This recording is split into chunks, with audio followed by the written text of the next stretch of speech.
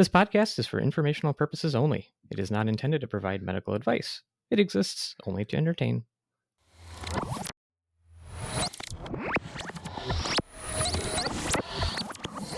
In 1862, in the middle of the U.S. Civil War, a doctor and a general meet at a field camp for the Army of the Potomac to discuss the state of medical affairs for the Union Army. Hello there, who is it? It's just me. Do you have a moment, General McClellan? Dr. Letterman. Hello, yes, come on in. Can I offer you some whiskey and hardtack? Hardtack is especially salty and cement-like today. Oh, no thank you. Hard to pass up, but that's okay. I find that if you dip the hardtack into the whiskey, it softens a bit. I'm sure it does. Find more for me. You just returned from the frontier, did you not? Tell me, Doctor, how is the American West faring? Well, it's pretty bad, sir. Really bad. Is it? I find that hard to believe, what with all that open range, big sky, buffalo, and whatnot. Yeah, it's all those things, but also we have rampant gun violence. But the war is here in the East for the most part. I don't follow. I'm sure the war is here, but everyone out west is shooting each other. I'm afraid it's been awfully meaningful to my training as a physician. I've taken care of so many wounded men in the last few years. That's what I came to talk to you about. Hardtack. Right, so I'm concerned about our care of the wounded. What of it? We have robust field hospitals with the finest saws and bite blocks. Yeah, of course, but it seems we have a problem getting our wounded men to the hospital. Men are left on the battlefield for days without help. I and my fellow medical staff are not of much help to them out there. Go on. I think we need to organize a specialized group of men to carry the wounded off the battlefield. Interesting. I thought we had that all figured out already. Oh, we did? Yes, we've been having our trusty battlefield musicians dragging people off the field when they're not playing the music. The tuba players are especially helpful. With all due respect, I think there's room for improvement. What if we had a system for training The fife soldiers? players, on the other hand, not so good at the job. Maybe you're right, Dr. Letterman. Let's talk further in the morning. I want to hear more about this plan. Excellent. Much appreciated, General. Can I ask you a military question? Sure. Why do we have tuba players on the battlefield? Mostly for comic effect. Plus, what if it was all fifes? How annoying would that be? That's a good point. Lots of high-pitched fifing. Right? Nobody wants a fife solo.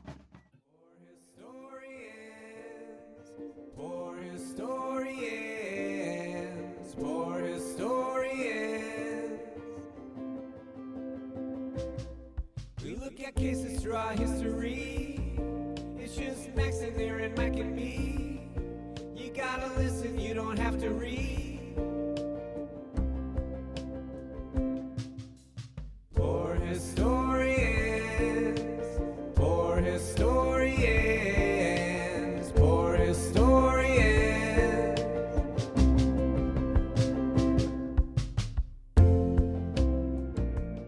Welcome, everyone. This is Poor Historians, a podcast delving into the archives of medical history. As emergency physicians, we will explore the unusual ailments, treatments, physicians, and all related material having to do with the healing arts. I'm Max, and I'm joined here by my good friends Aaron and Aaron. Aaron, where's Mike? Yeah, somebody, he bailed. He bailed. He just, it's too early for him. I think he hasn't woken up yet. It is noon. I don't know what that is. No, I'm just kidding. Along the he prime did the same meridian. thing I did last season. That parenting stuff. Those kids. They need time. They need time. I thought you were trapped on vacation because of all the flight changes and whatnot. Well, yeah. Well, it's a variety of factors. Multifactorial. Weren't you feuding with the time portal computer? Did you guys make up yet, or what? I'm never going to make up with that thing. We're never going to see eye to eye. I don't trust it. Either way, Aaron, I got a question for you. If you could do any Civil War epic facial hairstyle, which would you choose?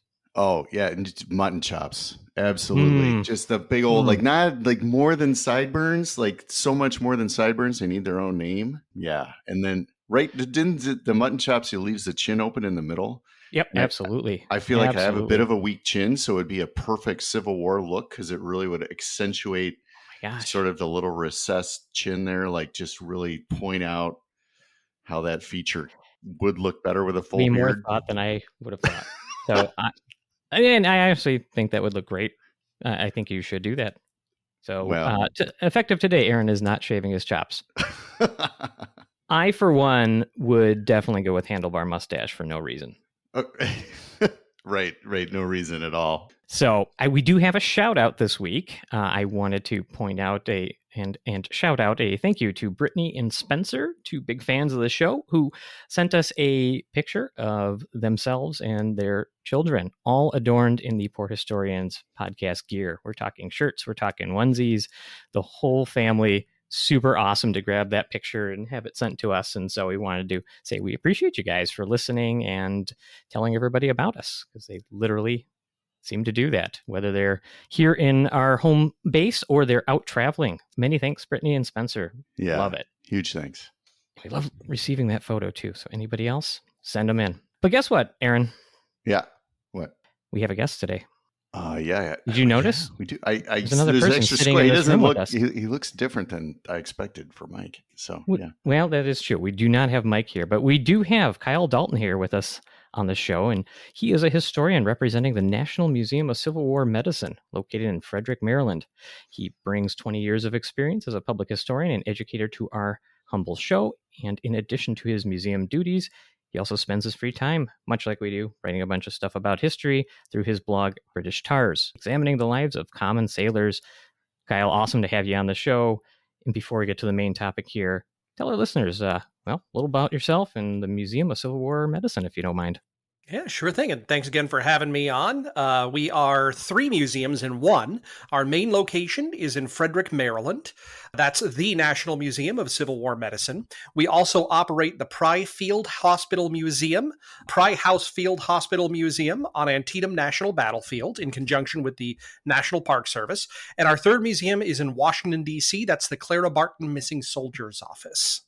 Really cool. So do you work at all 3 of them, or you have a role in all 3 of them?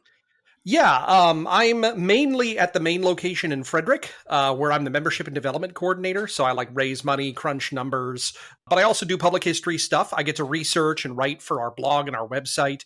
I run our social media, which, let me tell you, running a Civil War medical social media account for the last few years has been very interesting. I can imagine.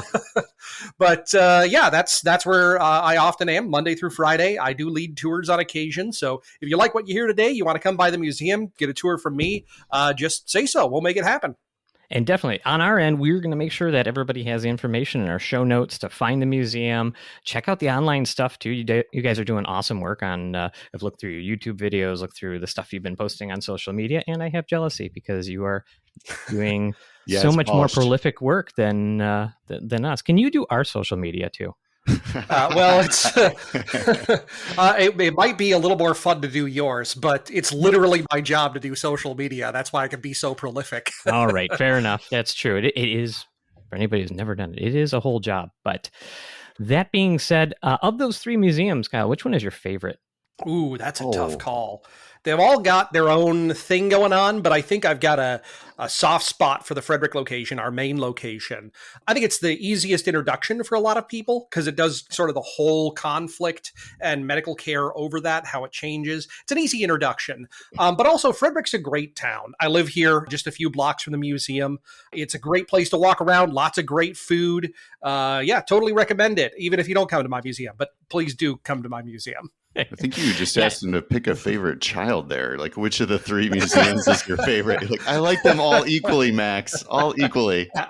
I would like to thank Kyle for having the realistic answer. There's one that's a little above. I mean, come on. No comment, Max. No comment. Well, excellent. So, the nice thing here is that producing a podcast and doing all the work that we do, as Kyle knows, is a ton of work. So if you can ever outsource that and trick somebody else into doing your own homework for you, that's always an excellent way to go forward. I think that's a good life skill for anybody to learn.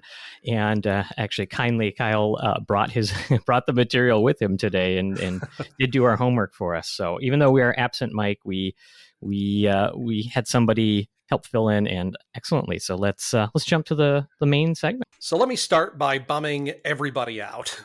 I want you to imagine. Yeah, it is Civil War medicine. But for a moment, I want you to imagine the industrial scale of the Civil War. The last major conflict on American soil was the War of 1812.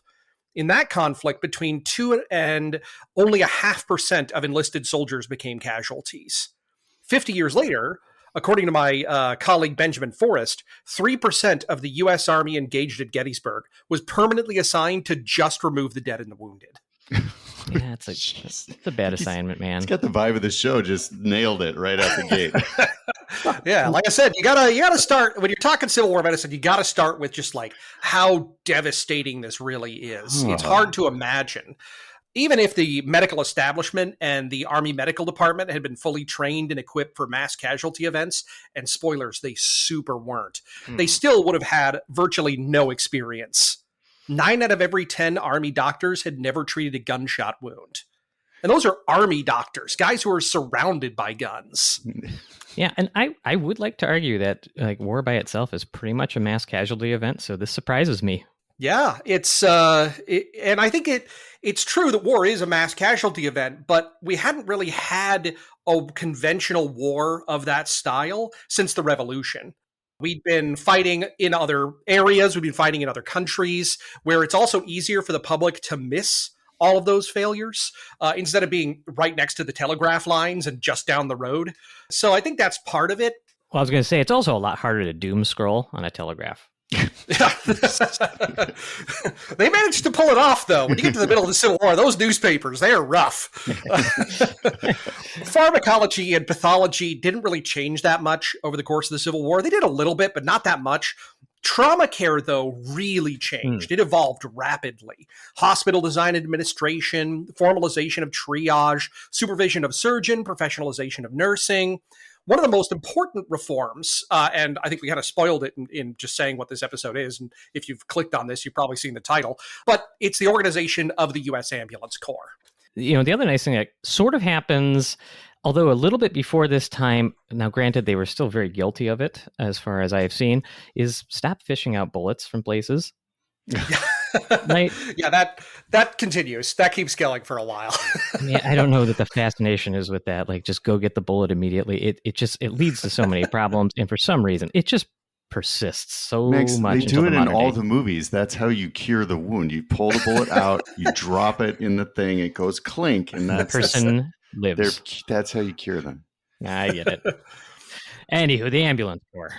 Yeah. So we've talked a little bit about the scale of casualties. They're dealing with thousands of people, often in very short periods of time. I want to go back and talk about what it was like before the Civil War, before they got to those scale of casualties. How did they deal with removing the wounded, with medical evacuation?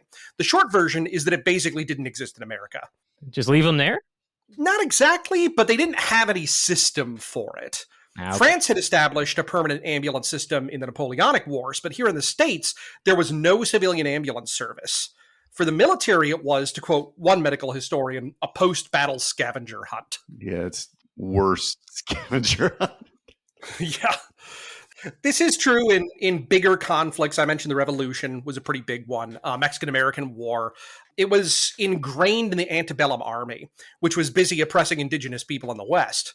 With short fights involving a few soldiers, often in remote places, the army could afford to wait until the fighting was done to remove the wounded. A more leisurely pace. I think that's usually better for union labor and things of that sort. Yeah. It's they don't go into overtime that way. They mostly used two-wheeled ambulances because they were really maneuverable in rough terrain. They couldn't carry many patients, but they weren't dealing with big casualties anyway. Is a two-wheeled ambulance a furniture dolly? It kind of is. It's got a roof, though. Ah, okay. All right. And it is drawn by a horse, so it's bigger, but it's, smaller than you imagine. When you think of a wagon, you think of Oregon Trail. Yeah. This is like half of that. So this is basically the Monty Python scene going through the streets. The cart full of... out your dad. I mean, kind of, yeah. So what we've established so far, and we've learned that Monty Python drew directly from the Civil War. Yes. All right. That is... You could cite me on that, I expect. I was going to. So the medical department, they could afford to rely on volunteers in this period. Again, they're waiting until these fights are done. These are pretty short fights. There's not that many people. They especially relied on musicians. buglers, fifers. You joked about tuba players, but literally tuba players. They didn't have much to do when the battle was going on, so they would put their instruments aside and they would go pick up the wounded. I have so many questions. Like, obviously, you want the tuba guys because they're carrying around tubas, which are not, to my knowledge, play very during light. the battle. When did they play? Was it they had like Why do you have tuba players on the field? Kyle, that's all I want to know today. They didn't have tuba players on the field except as medical evacuation. They had these bands in like army fortifications or garrisons, or even going with the camp. They thought it would help with morale. They could use it for like special events like officers' balls or whatever. We'll just leave those words right there. I was like, there was a Mike joke that didn't happen. Yeah, we can tell Mike's missing. There's no comment about the musicians handling officers' balls. That's So you're saying the tuba player did not just like follow around people making silly tuba noises while they walked? I wish they did, but we don't have any primary source evidence for that. The one guy the tuba plays every time he runs. He's like, "What are you saying, man?" Who is the most respected of the buglers, fifers, and tuba players? Ooh. Like, is one cooler than the other? Because obviously, there's hierarchies within like what people think a modern band. Like the drummer is so and so, but really the lead guitarist, blah blah blah. Was it like, man, the buglers were the cream of the crop, and you got relegated to fife or tuba? Honestly, the drummer, I think, is the one that gets the most respect because they also get to keep carrying the drum into combat. They're the musician that actually gets to go out there. Well, that's true of buglers, too, for the cavalry, because they would use those to send orders. You were supposed to be able to hear the drum or the bugle over firing. So those guys actually did go into combat. Okay. So basically what I'm saying is the fifers, they are the least useful because they have the most annoying instrument that can't carry the dead, and they don't actually do anything during battle. I think that's a fair assessment. And that's kind of a thing that they recognized at the time, is that some of these musicians were literally children. We're talking like preteen, like 11 years old. They were physically incapable of carrying these stretchers. The average stretcher weighed between 23 and 26 pounds, and the average soldier weighed about 144 pounds. So the average stretcher bearer is carrying 86.75 pounds.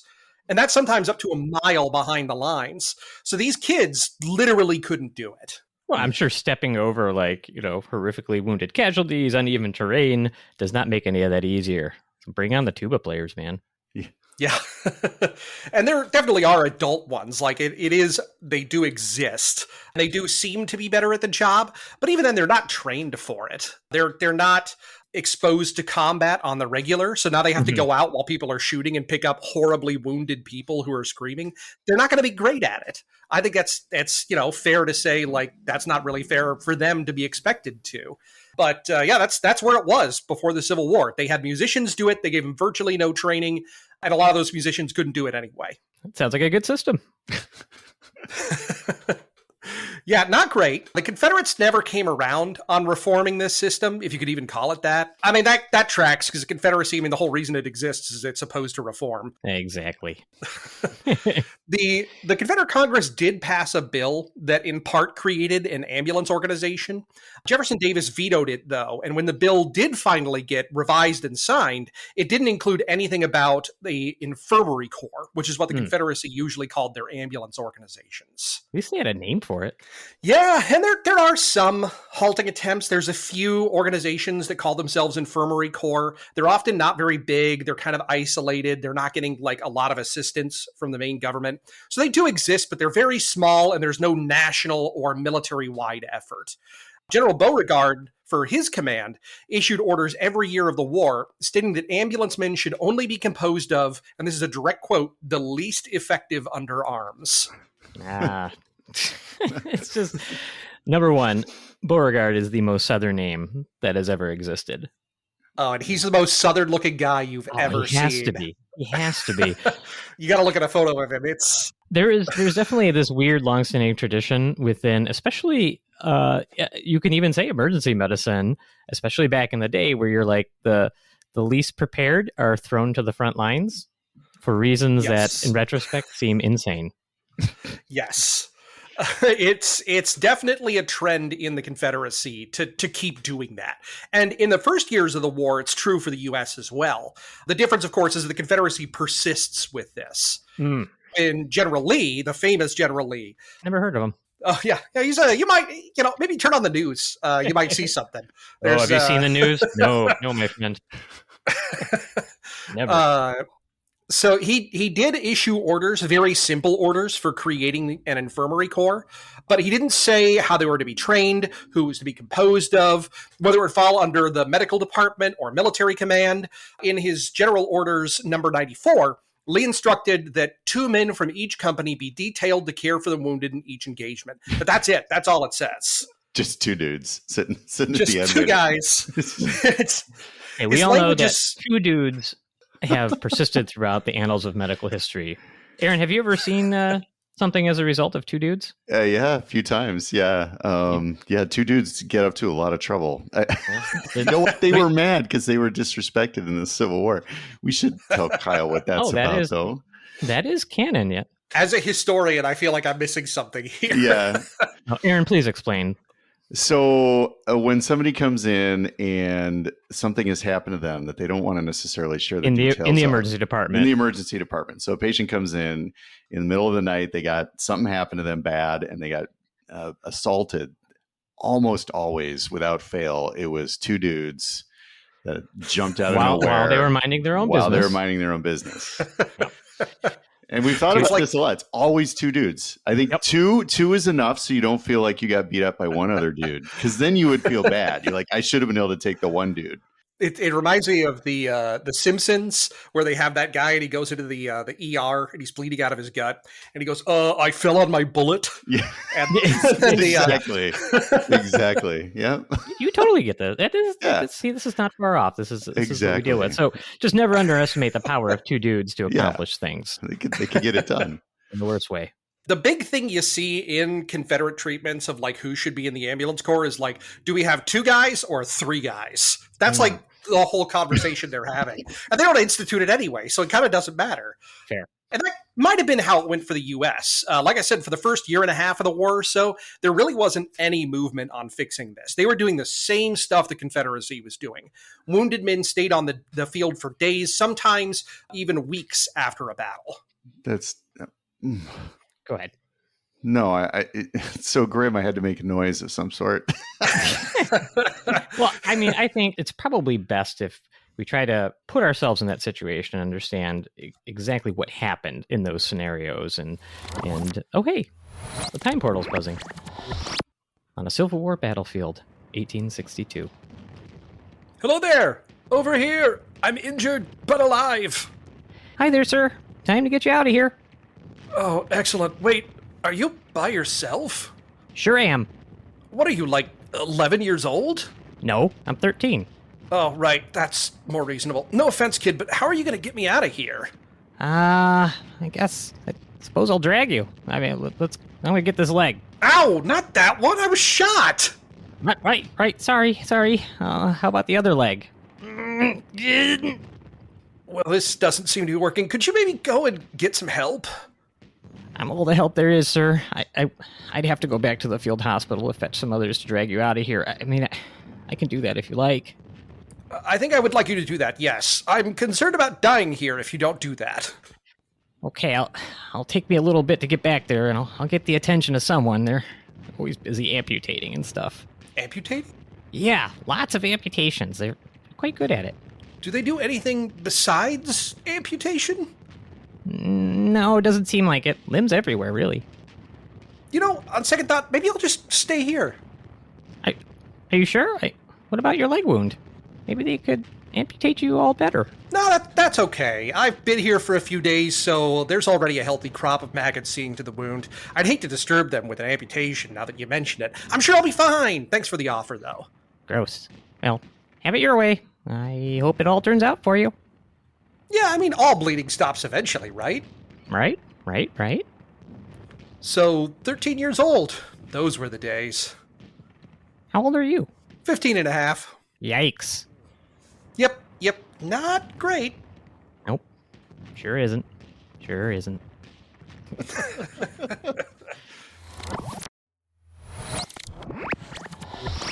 Sorry about that interruption. That time portal just kicks on at the weirdest times. Wouldn't you agree? Yeah, it's definitely the most inconvenient times. Portal. Just It's impressive, though, isn't it? Yeah. Kyle, what do you think of the time machine? Well, it's pretty impressive technology. It works better than the credit card machines at my museum. Look at all the tubes. I mean, Mike, it's just a series of tubes and all kinds of wires going everywhere. I don't know how this thing works. You made that comment. I do want to warn you. I've been told by my children I should be nice to the robots so that when they uprise, when they remember who's been mean to them. It's a sentient computer, Aaron, not a robot. I think you're going to offend the sentient computer by calling it a robot. We're all done. We're all done. So anyway, sorry about the interruption. What were we talking about? Problems of wounded soldiers and battlefield for days, no official system to evacuate them. Kind of a mess, right? Yeah, we talked about how bad everything was, and it's pretty bad. But then along comes this skinny 30-something doctor from Pennsylvania. Dr. Jonathan Letterman is an awesome guy. We should have a totally different conversation all about him sometime. He's the patron saint of our museum.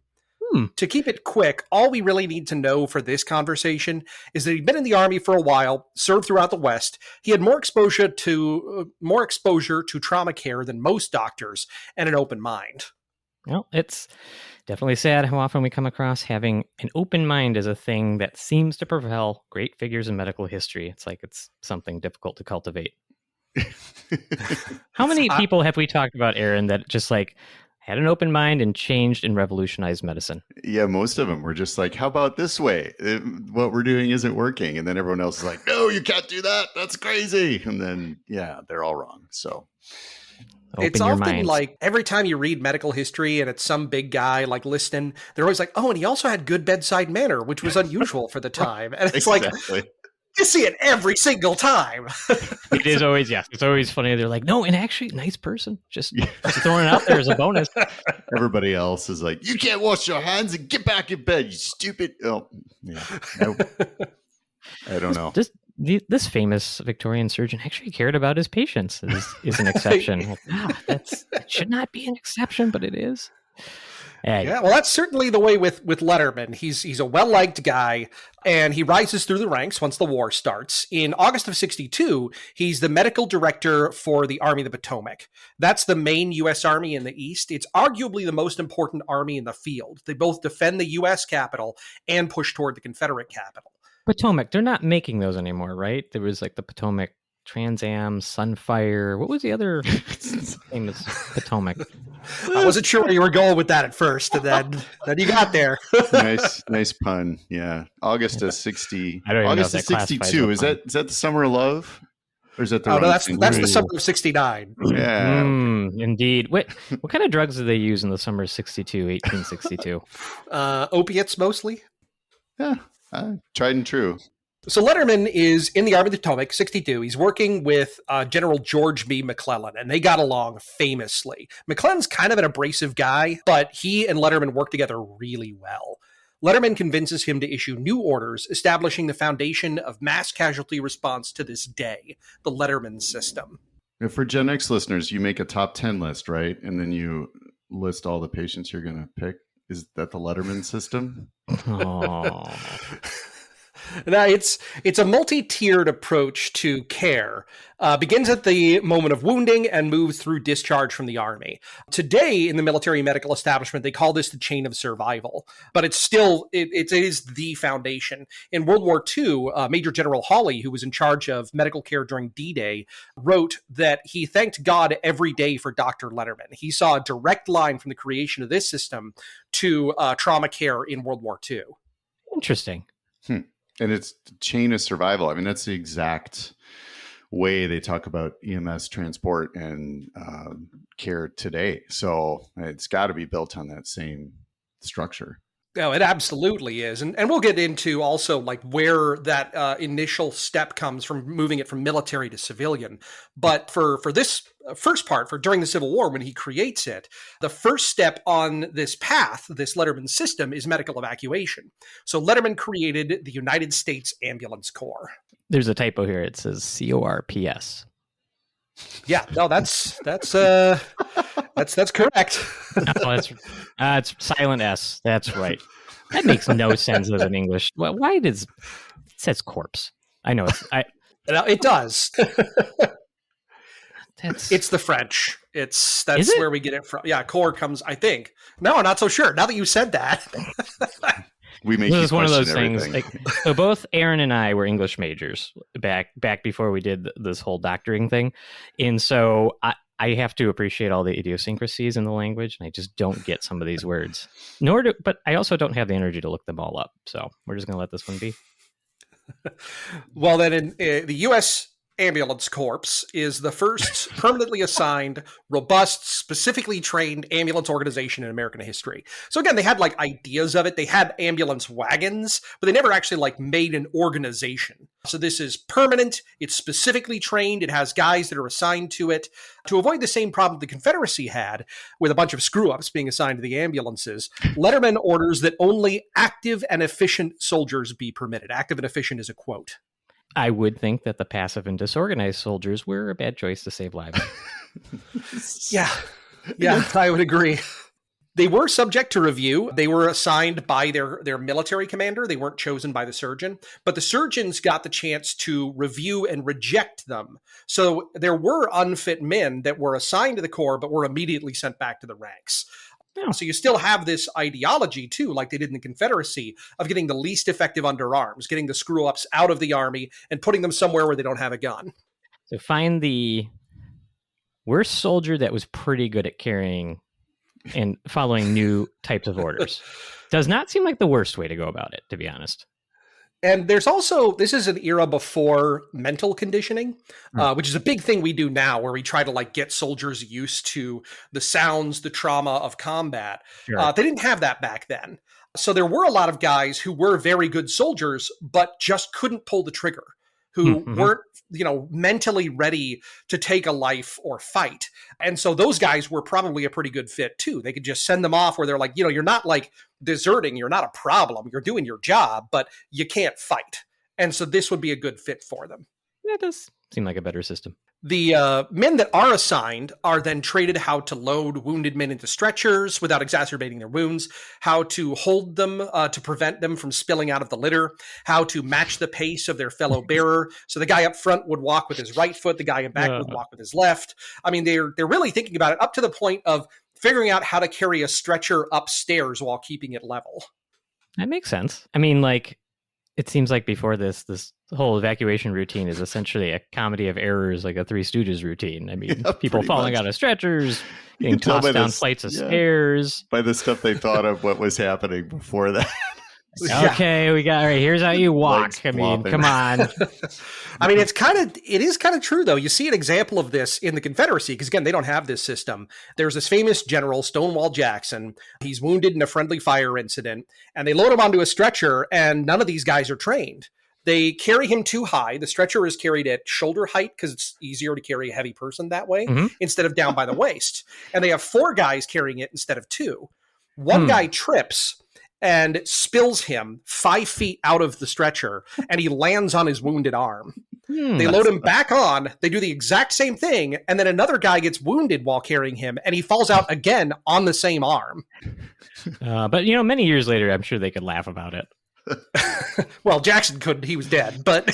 Never mind. Yeah, I don't feel too bad about laughing at that one. It seems, again, on brand for the Confederacy. Shoot your own guy and then spill him a couple times. So the U.S. version, as you can see, is like it's a pretty big difference in success rates. So much so that the casualties of wounded Union soldiers, mortality rate of wounded Union soldiers is 20% less than wounded Confederate soldiers. Oh my gosh. Yikes. That's a massive effect. I mean, we struggle. That's huge. Yeah, but is it statistically significant? What's the p-value on that? That's the important part. Okay, it does seem to pass a sniff test. I'm sure it probably We've is. got about 700,000 casualties to draw from. I don't know if that's a significant sample size for this. I think that passes. I am not good enough at statistics to know, but it seems like it should be. So the U.S. Ambulance Corps is a huge success. In 1864, they make it national. They pass the Ambulance Corps Act through Congress. It goes to all U.S. armies, not just the one that Letterman was in charge of. And the year after the war, 1866, the first of 2 civilian ambulance organizations are founded in the U.S. Both of these organizations are founded by veterans of the Ambulance Corps. Both of those ambulance companies still operate today. Good Samaritan Hospital in Cincinnati and NYFD EMS Station number 8 out of Bellevue Hospital. Oh man, that's cool. That's EMS history. That'd be a fun one to visit. They got to have a lot of pride in that. In one of the first.